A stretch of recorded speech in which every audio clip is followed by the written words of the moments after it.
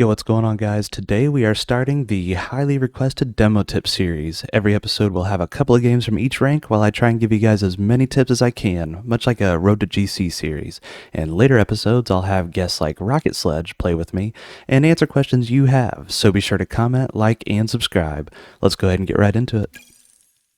Alright, for the first game we have Pyro on our team with Smorbill and DJ Lair on the other team if he joins. Alright, there we go. Ooh, that's some bad ping. Holy cow. What country are these guys from?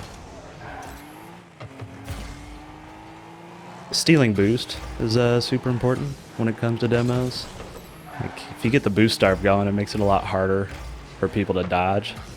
It also makes it a little bit more predictable as far as where people will go, because you know they're going to dive for boost at a lot of points. So even if you're not getting demos, you just want to go back and forth and keep stealing boost.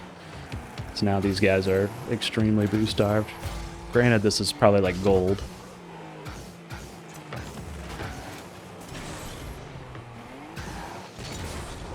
Can usually demo a shooter there, but make sure you prioritize the ball over getting the demo, because just because you may get the demo, that doesn't necessarily mean that you'll save the ball. So like right there, when we were going into the corner, I made sure that I got the boost.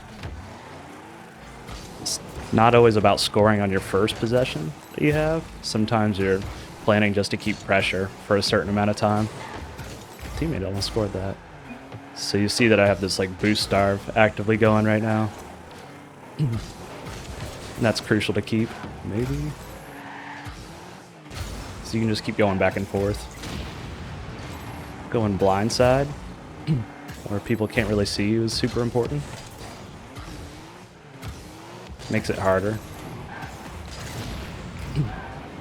Like right there, I usually side flip through demos. Oh, that was bad. That didn't work out in our favor. Alright, we'll go ahead and score. Thanks.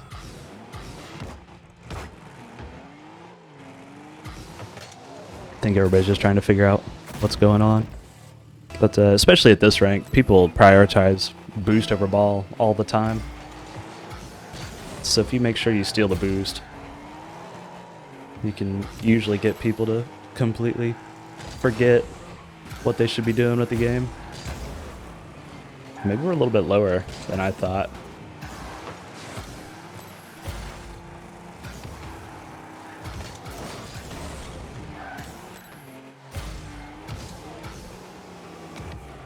Let's get a symbol goal. I thought I had a flip there, but it works. Wow. Thanks.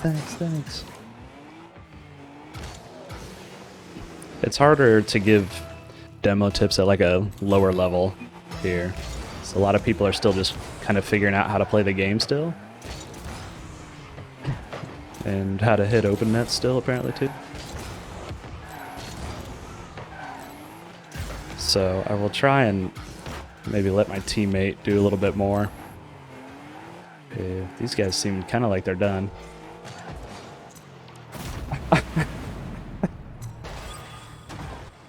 Not sure. They're teamed up.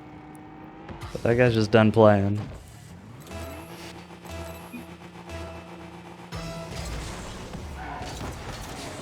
Yeah, he's done playing.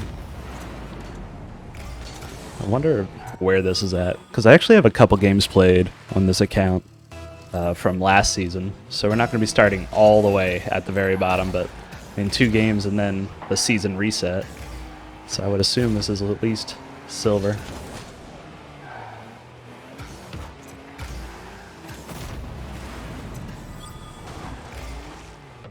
Alright, I'm going to let my teammate do almost everything from here on out. Let's try and be more of a support player. A lot of passing and demoing.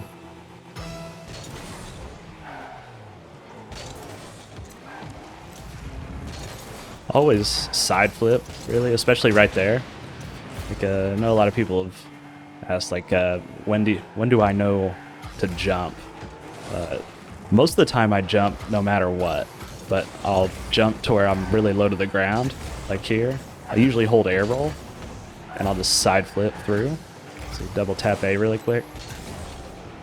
That way, like if they jump, you have them.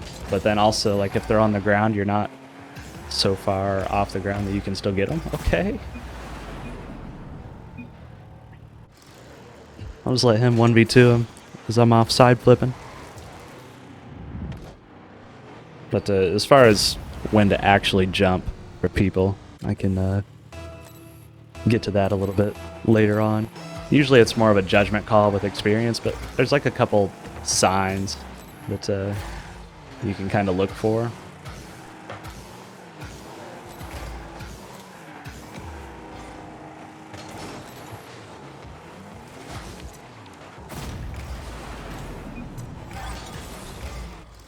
So I'm not sure if this was intentional by them, but one thing you can remember is if people are running away from you trying not to get demoed, they're going to be keeping their speed. So like right there, they weren't slowing down at all.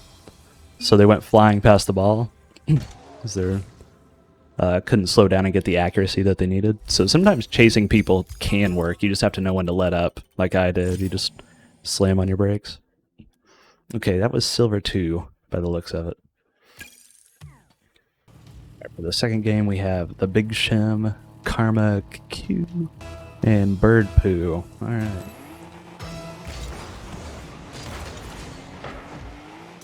They seem a little bit better. They have much better ping. That should help out a lot. I'll try and make sure I get at least an extermination this game. That way I get a little bit more demos. I didn't have very many demos last time. So right there was a kind of a key spot to look for demos. When the ball is above people's head, you can look for demos, bump your teammate, because their camera is moved up.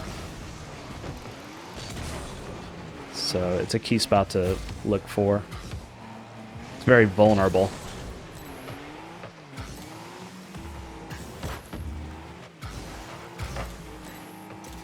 Also, going through a 50, if you go low, you can expect to try and get a bump or a demo on the other side of it. It's like right there was a perfect example of me side flipping through my demo. He was still on the ground, but I was able to get him very easily with it.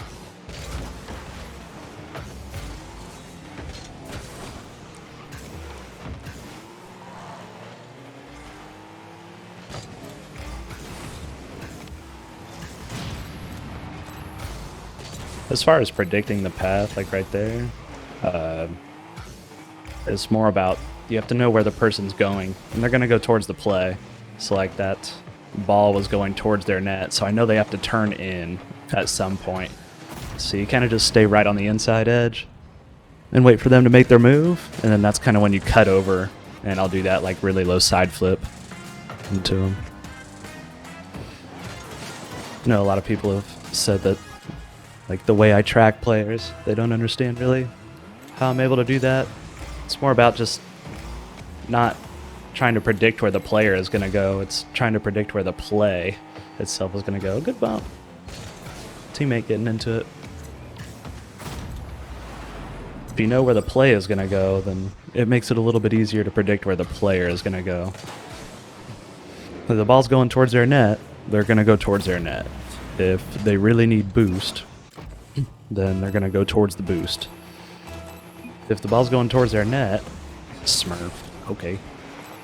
If the ball's going towards their net and they decide to leave it just to make sure they don't get demoed, then you still taking them out of the play. So it doesn't really matter too much. It's essentially the same as a demo if they're going to go the complete opposite way of the ball, not defend their net. So right there, it would have been really good for my teammate to go for a demo. The ball was above everybody. But instead he kind of tried to do something fancy. Nice shot. Any kind of pop-up ball.